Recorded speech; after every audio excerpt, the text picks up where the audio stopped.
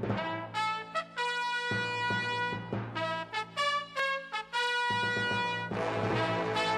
evening and welcome to ABC Evening News. This is Ron Burgundy. Today we have a special event planned.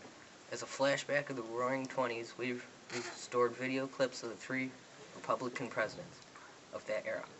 First up is Harding. Enjoy.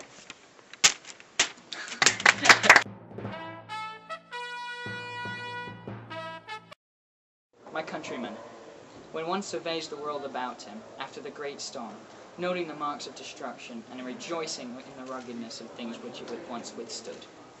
If he is an American, he breathes the clarified atmosphere with a strange mingling of regret and new hope. We have seen a world of passion, spent its fury, but we contemplate our republic unshaken, and hold our civilization secure. Liberty within law, and civilization are inseparable, and though both were threatened, we find them now secure. And there comes to Americans the profound assurance that our representative government is the highest expression and surest guarantee of both. Standing in this presence, mindful of the solemnity of this occasion, feeling the emotions which no one may know until he senses great weight of responsibility, I must utter my belief in the divine inspiration of the founding fathers. Surely there must have been God's intent in making one of the new world republics. Ours is no organic law, which had once been ambiguity, and we saw effaced in a baptism of sacrifice in our own blood.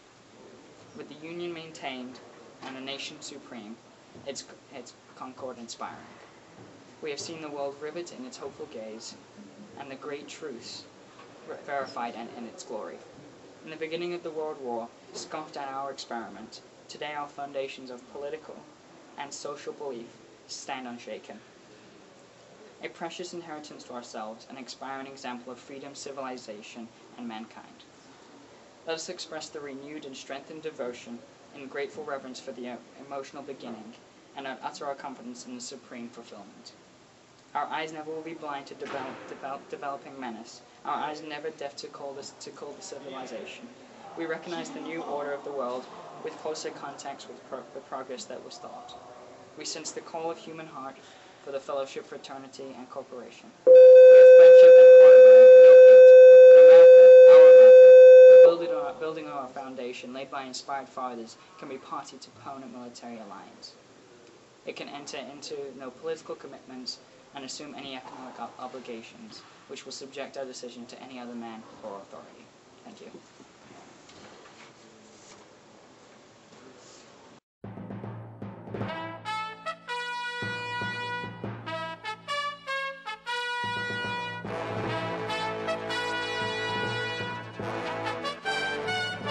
Next up, Coolidge.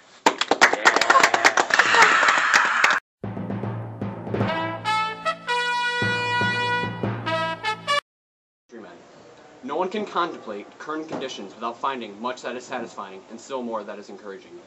Our own country is leading the world in the general readjustment to the results of the great conflict. Many of its burdens will bear heavily upon us for years, and the secondary and indirect effects we must expect to experience for some time.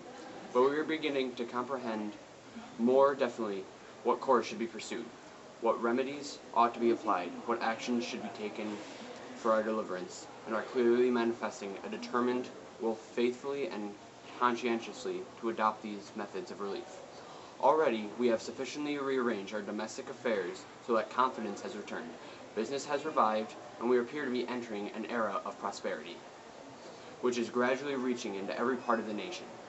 Realizing that we cannot live into ourselves alone, we have contributed to our resources and our counsel to the relief of the suffering and the settlement of the disputes among the European nations.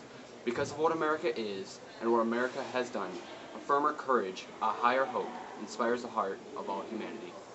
We stand at the opening of 150th year since our national conscience first asserted itself by unmistakable action with an array of force. The old sentiment of detached independent colonies disappeared in the new sentiment of a united independent nation. Men began to discard the narrow confines of a local charter for the broader opportunities of a national constitution. Under the eternal age of freedom, we become an independent nation. A little less than 50 years later, that freedom and independence was reasserted in the face of all the world and guarded, supported, and secured by the Monroe Doctrine. The narrow fringe of states along the Atlantic seaboard advances its frontiers across the hills and plains of an intervening continent until it passed down the Golden Slope to the Pacific. We made freedom at birthright. We extended our domain over distant islands in order to safeguard our own interests and accepted the consequent obligation to bestow justice and liberty upon less favored people. In the defense of our own ideals and in the general cause of liberty, we entered the Great War. When victory had been fully secured, we withdrew to our own shores, uncompensated, save in the consciousness of duty alone. I am Calvin Coolidge. Thank you.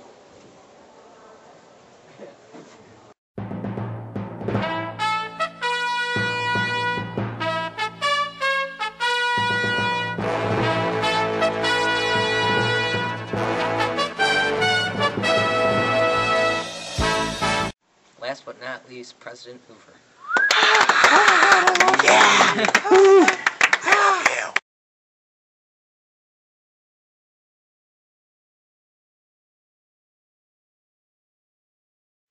Countrymen, after the war, when the Republican Party assumed administration of the country, we were faced with the problem of determination of the very nature of our national life.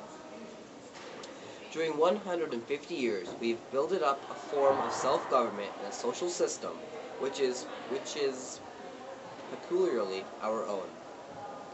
It differs essentially from all others in the world. It is the American system.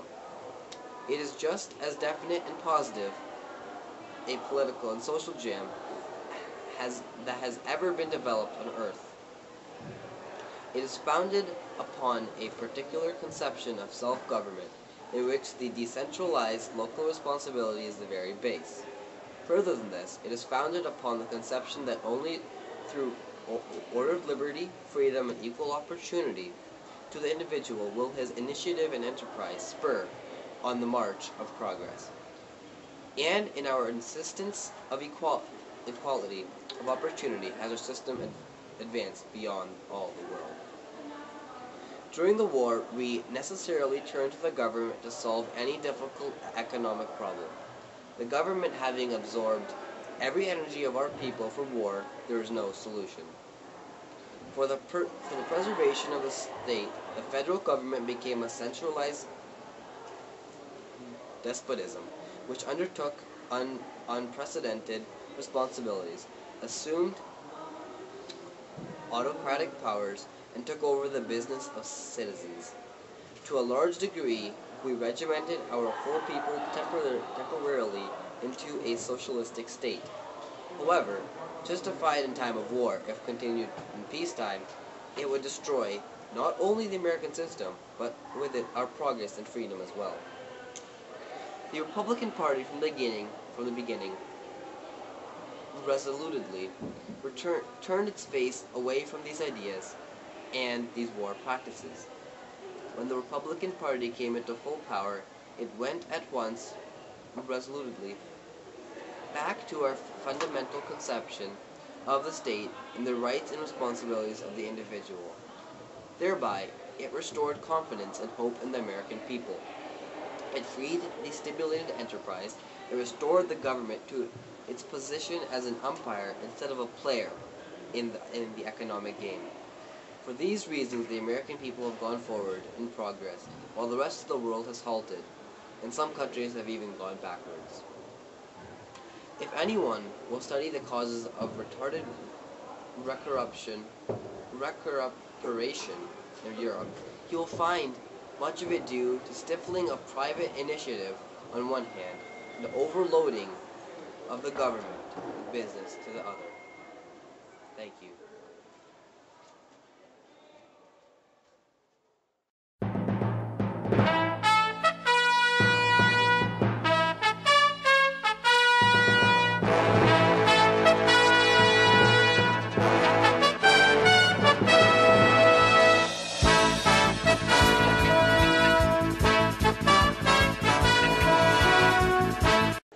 I heard the books in the back. Oh. Good evening, and welcome to ABC Evening News. This is Ron Burgundy. Today we have a special... Wait, do I start now? Standing in this presence, mindful of solemnity of this occasion, feeling the emotions... You guys do it. Our eyes never will be blind to a developing menace. Our ears never...